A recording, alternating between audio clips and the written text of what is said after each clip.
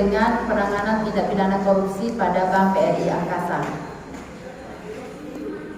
Pada hari Senin tanggal 22 Mei 2023, tim penyidik Kejaksaan Negeri Makassar telah menetapkan Muhammad Arifin SE sebagai tersangka dalam dugaan tindak pidana korupsi penyalahgunaan kredit usaha rakyat KUR pada salah satu bank berplat merah tahun 2021-2022. Ini BRI, Bank BRI cabang Angkasa. Kemudian tersangka Muhammad Arifin selaku karyawan tetap pada Bank BRI tersebut dan menjabat sebagai mantri.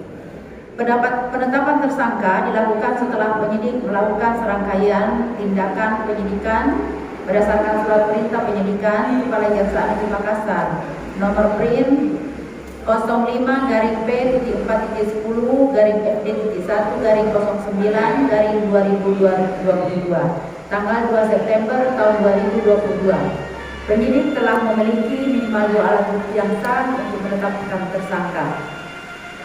Tersangka Muhammad Arifin SE melakukan perbuatannya dengan memanipulasi data nasabah sebanyak 66 nasabah sehingga dana kredit tersebut dapat dicairkan ke rekening nasabah yang telah dimanipulasi tersebut. Selanjutnya, tersangka melakukan penarikan dana kredit tersebut melalui ATM untuk kepentingan pribadinya.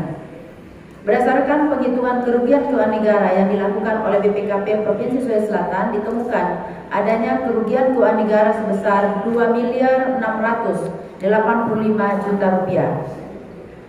Selanjutnya tersangka dilakukan penahanan di rutan selama 20 hari ke depan untuk kelancaran proses penyidikan.